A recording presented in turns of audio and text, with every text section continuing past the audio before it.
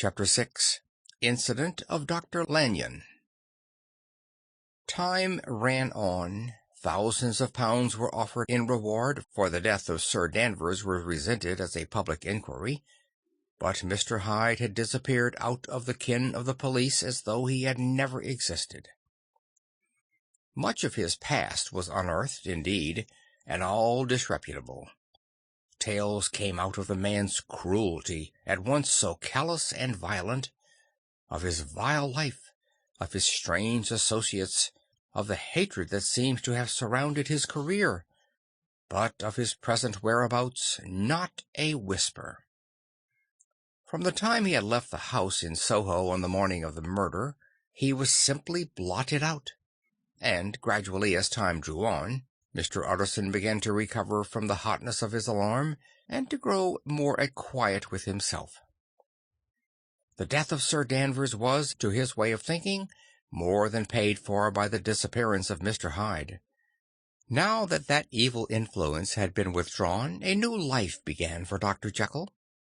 He came out of his seclusion, renewed relations with his friends, became once more their familiar guest and entertainer, and whilst he had always been known for charities, he was now no less distinguished for religion. He was busy, he was much in the open air, he did good, his face seemed to open and brighten as if with an inward consciousness of service.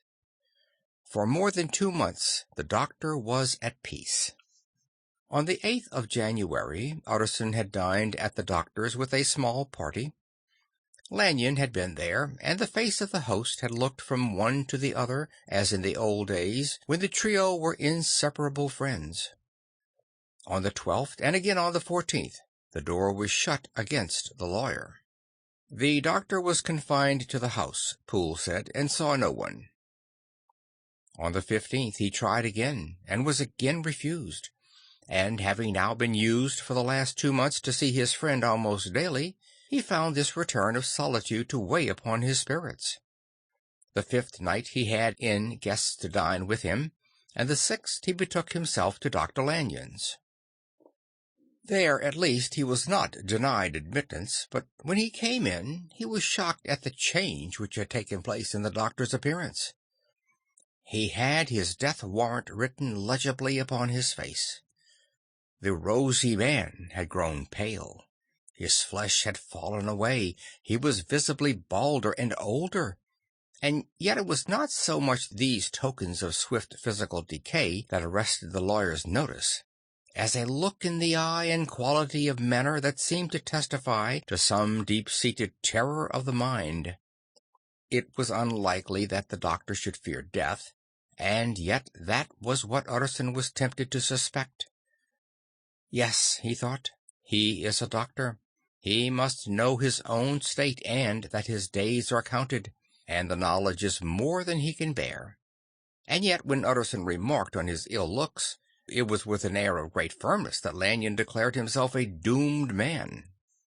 "I have had a shock," he said, "and I shall never recover. It is a question of weeks. Well, life has been pleasant. I liked it, yes, sir, I used to like it. I sometimes think if we knew all, we should be more glad to get away." "Jekyll is ill, too," observed Utterson. "Have you seen him?" But Lanyon's face changed, and he held up a trembling hand. "I wish to see or hear no more of Dr. Jekyll," he said in a loud, unsteady voice. "I am quite done with that person, and I beg that you will spare me any allusion to one whom I regard as dead." "Tut, tut," said Mr. Utterson, and then, after a considerable pause, "Can't I do anything?" he inquired. "We are 3 very old friends, Lanyon. We shall not live to make others." "Nothing can be done," returned Lanyon. "Ask himself." "He will not see me," said the lawyer. "I am not surprised at that," was the reply. "Some day, Utterson, after I am dead, you may perhaps come to learn the right and wrong of this. I cannot tell you. And in the meantime, if you can sit and talk with me of other things, for God's sake stay and do so. But if you cannot keep clear of this accursed topic, then in God's name go, for I cannot bear it."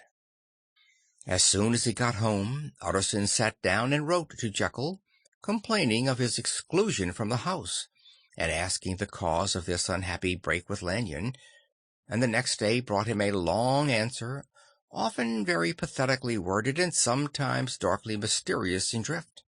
The quarrel with Lanyon was incurable. "I do not blame our old friend," Jekyll wrote, "but I share his view that we must never meet. I mean from henceforth to lead a life of extreme seclusion. You must not be surprised, nor must you doubt my friendship, if my door is often shut even to you. You must suffer me to go my own dark way. I have brought on myself a punishment and a danger that I cannot name. If I am the chief of sinners, I am the chief of sufferers also. I could not think that this earth contained a place for sufferings and terrors so unmanning, and you can do but one thing, Utterson, to lighten this destiny, and that is to respect my silence." Utterson was amazed. The dark influence of Hyde had been withdrawn. The doctor had returned to his old tasks and amenities.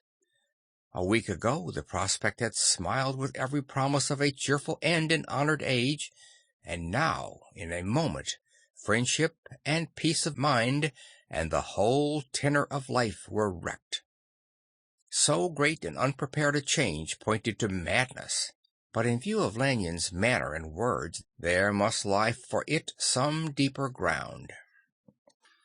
A week afterwards, Dr. Lanyon took to his bed, and in something less than a fortnight he was dead. The night after the funeral, at which he had been sadly affected, Utterson locked the door of his business room, and sitting there by the light of a melancholy candle, drew out and set before him an envelope addressed by the hand and sealed with the seal of his dead friend.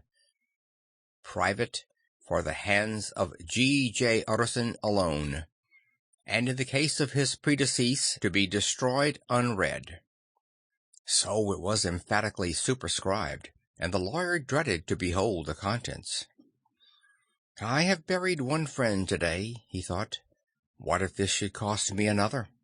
And then he condemned the fear as a disloyalty, and broke the seal.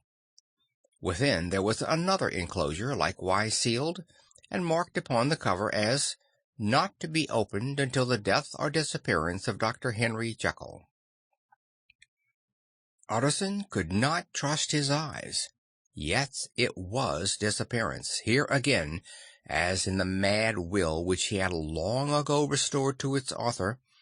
Here again were the idea of a disappearance and the name of Henry Jekyll bracketed. But in the will the idea had sprung from the sinister suggestion of the man Hyde. It was set there with a purpose all too plain and horrible. Written by the hand of Lanyon, what should it mean? A great curiosity came on the trustee to disregard the prohibition and dive at once to the bottom of these mysteries. But professional honor and faith to his dead friend were stringent obligations, and the packet slept in the inmost corner of his private safe. It is one thing to mortify curiosity, another to conquer it. And it may be doubted if, from that day forth, Utterson desired the society of his surviving friend with the same eagerness. He thought of him kindly, but his thoughts were disquieted and fearful. He went to call indeed, but he was perhaps relieved to be denied admittance. Perhaps in his heart he preferred to speak with Poole upon the doorstep, and surrounded by the air and sounds of the open city, rather than to be admitted into that house of voluntary bondage, and to sit and speak with its inscrutable recluse. Poole had, indeed, no very pleasant news to communicate. The doctor, it appeared, now more than ever, confined himself to the cabinet over the laboratory, where he would sometimes even sleep. He was out of spirits, he had grown very silent, he did not read. It seems as if he had something on his mind. Utterson became so used to the unvarying character of these reports that he fell off little by little in the frequency of his visits. End of chapter 6.